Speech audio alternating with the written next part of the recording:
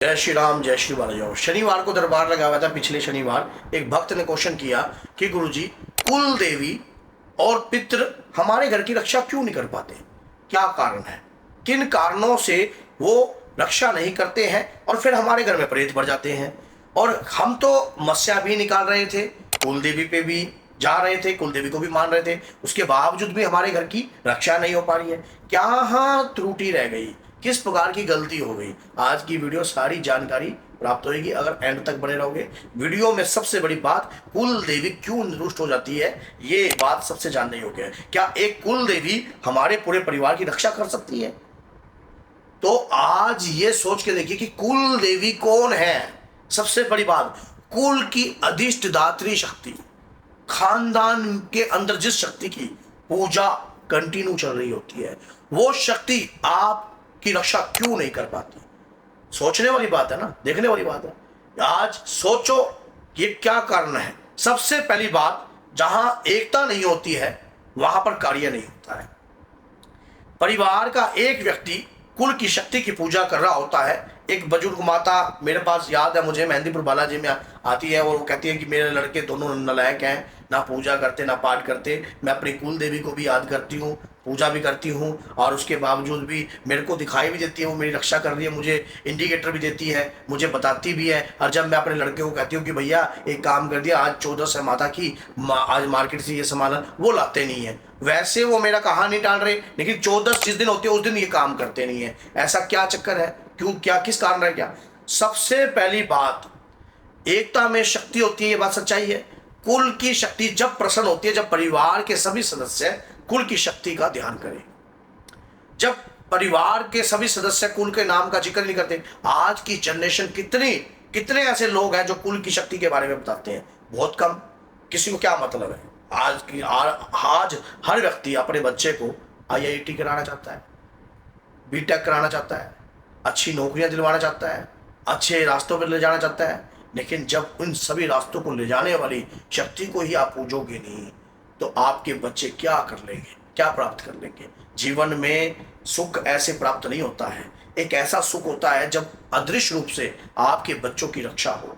आप अपने बच्चों के लिए तो सब काम कर रहे हो, बच्चों का माँ के प्रति जो है अपनापन ना दिखना, जो आपके बच्चे हर कार्य में जय कुल देवी सर्वव्यापी समझ के कुल देवी का ध्यान कर कुल देवी को मानकर आगे चल रहे हो, कुल की शक्ति को मानकर आगे चल रहे हो, और कुल के देवता को मानकर चल रहे हो, तो आपकी शक्ति क्या कार्य नहीं करेगी? 100% करेगी, 101% करेगी।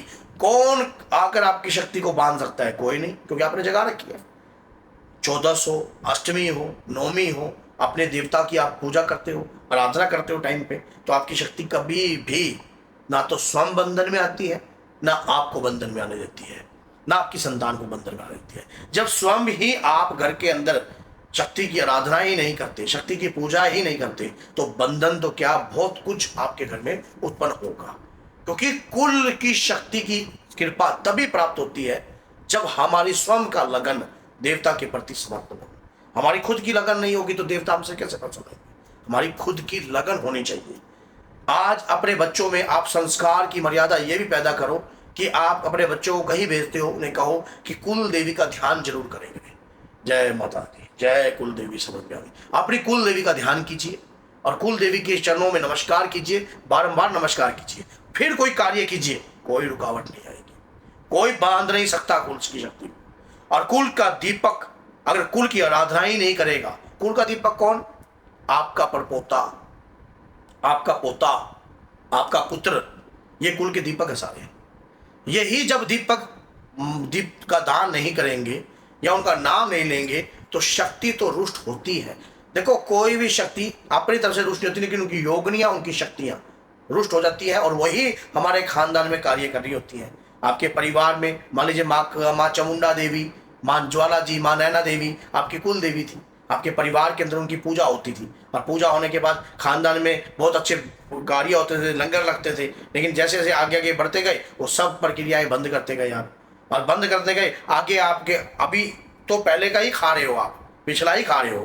क्योंकि कहते हैं कि बाप का कर्म पुत्र को भोगना पड़ता है, और पुत्र का कर्म पिता को भोगना पड़ता है, और दादा का कर्म आगे पोते भोगते हैं।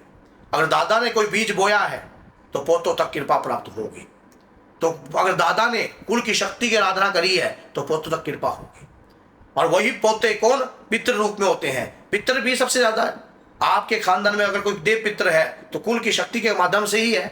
अगर उन्होंने कुल की शक्ति की आराधना करी है, पूजा करी है और काफी लंबे समय से कुल देवी की पूजा करते थे, कुल देवता की पूजा करते थे, तो उनके ऊपर कृपा थी।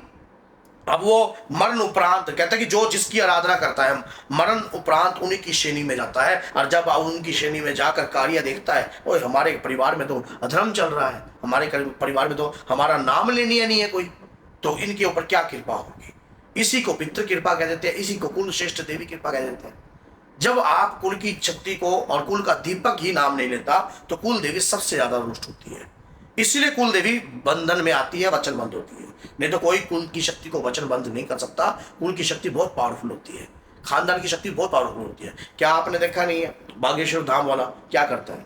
सन्यासी बाबा का ध्यान करता है। वो कौन है? उसके कुल की शक्ति, जिन्होंने हनुमान जी की आराधना करी, कुल देवता की आराधना करी। परिवार में जो दादा जिस शक्ति की पूजा कर रहा था, जो पोता उसकी शक्ति को जगा रहा है, तो कुल का दीपक कौन? बागेश्वर वाला, वो जगा रहा है, कार्रवाई कर रहा है। आगे अगर वो संतान विवाहित होते हैं, आगे कार्य करते हैं, अगर उनकी वो पीढ़ी में अगर ऐसी शक्ति, वो कुल का बच्चा अगर नहीं कार्य करता तो शक्ति काम नहीं करेगी उनके ऊपर।